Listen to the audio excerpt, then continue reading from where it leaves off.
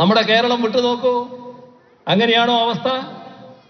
ഇപ്പം അടുത്ത കാലത്ത് യുണൈറ്റഡ് ക്രിസ്ത്യൻ ഫോറം അവർ പ്രസിദ്ധീകരിച്ചൊരു കണക്കുണ്ട്. ആ കണക്കിൽ അവർ പറയുന്നത് കഴിഞ്ഞ 10 വർഷത്തിനിടയിൽ 4500ഓളം ആക്രമണങ്ങൾ ക്രൈസ്തവർക്ക് നേരെയുണ്ടായി എന്നാണ്. രാജ്യത്ത് 10 വർഷം കൊണ്ട് 4500-ലേറെ ആക്രമണങ്ങൾ ക്രൈസ്തവർക്ക് നേരെയുണ്ടായി എന്ന് യുണൈറ്റഡ് ക്രിസ്ത്യൻ ഫോറം അവർ ശേഖരിച്ച കണക്കുകൾ പ്രസിദ്ധീകരിച്ചുകൊണ്ട് അവകാശപ്പെടുന്നു. 2023 അപേക്ഷിച്ച് 2024 ആക്രമണങ്ങൾ വർദ്ധിച്ചു എന്നതും പറയുന്നു. മണിപ്പൂർ ഇപ്പോഴും ശാന്തമായിട്ടില്ല.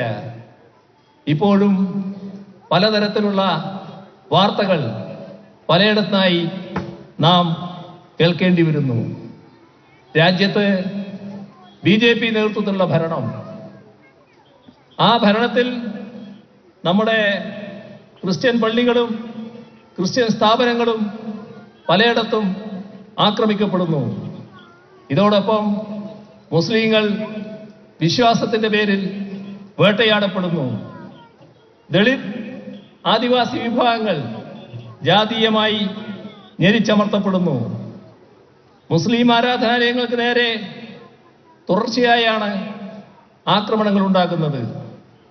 ഇപ്പോ അയോധ്യ മാതൃകയിൽ കലാപം കാശിയിലും മധുരയിലും ഉണ്ടാക്കുമെന്ന് സംഘപരിവാർ ആവർത്തിച്ചിരിക്കുന്നു.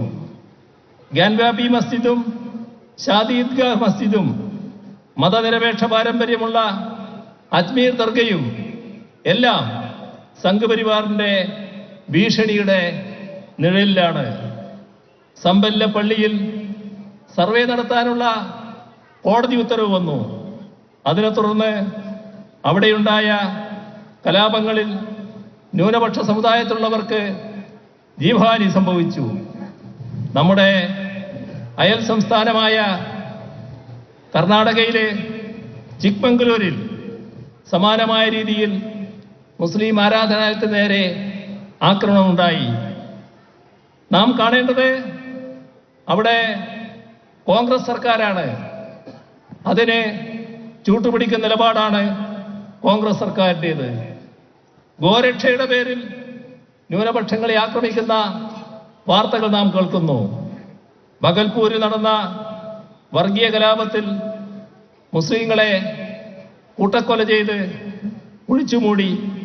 അതിനുമേൽ കോളിഫ്ലവർ കൃഷി ചെയ്ത മനുഷ്യത്വഹീനമായ പ്രവൃത്തിയെപ്പോലും സംഘപരിവാർ സോഷ്യൽ മീഡിയ പ്രൊഫൈലുകൾ ഉദാത്തവൽക്കരിക്കുന്ന കാഴ്ചയാണ് നിർഭാഗ്യവശാൽ നമുക്ക് കാണേണ്ടി വന്നത്.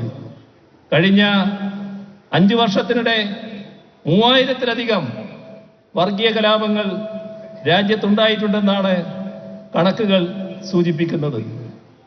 ഇതിൻ്റെ കൂടെ തന്നെയാണ് ദളിത് ആദിവാസി വിഭാഗത്തിന് നേരെയുള്ള ആക്രമണങ്ങൾ കാണേണ്ടത്.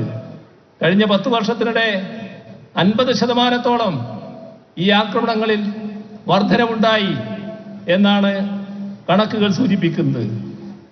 ഇതിലേറിയ പങ്കും BJP ഭരിക്കുന്ന സംസ്ഥാനങ്ങളിലാണ്. ഗുജറാത്തിൽ ഒരു വ്യാപാരിയുടെ മകനെ ബേട്ട എന്ന് വിളിച്ചു.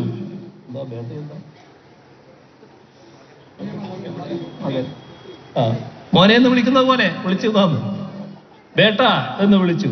അതിന്റെ പേരിലാണ് ആ ദളിത് യുവാവിനെ തല്ലിക്കൊന്നത്. ഇതാണ് രാജ്യത്തിന്റെ ചില ഭാഗങ്ങളിൽ കാണുന്നത്. കുറച്ച് വർഷം മുൻപ് ഗുജറാത്തിലെ ഉനയിൽ ദളിത് യുവാക്കളെ പരസ്യമായി മർദ്ദിക്കുന്ന കാഴ്ചയും കണ്ടതാണ്.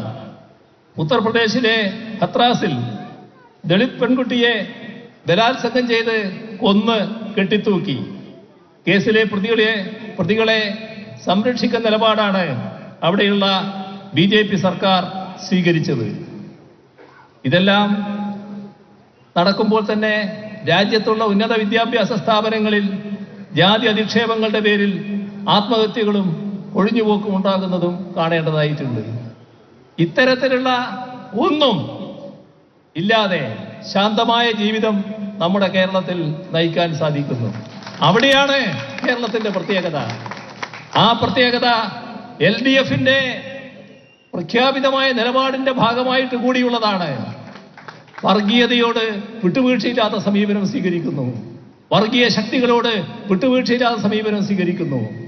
ഇവിടെ വർഗീയതയോ വർഗീയ ശക്തികളോ ഇല്ലാത്തതുകൊണ്ടല്ല, അവർക്ക് തലപൊക്കാനാവുന്നില്ല എന്നതാണ് LDF ഭരണത്തിന്റെ പ്രത്യേകത. ഇതെല്ലാം വെച്ചാണ് ഞങ്ങൾ ഇതിന്റെ തുടർച്ച ഉണ്ടാവണം എന്നാഗ്രഹിക്കുന്നത്. അതിനെ നിലമ്പൂരിൽ ഞങ്ങൾ സഖാവ് സ്വരാജിനെ സ്ഥാനാർത്ഥിയാക്കി നിർത്തിയിരിക്കുന്നു. നിങ്ങളുടെ ഏറ്റവും പ്രിയങ്കരനായ ഒരു സ്ഥാനാർത്ഥിയാണ്.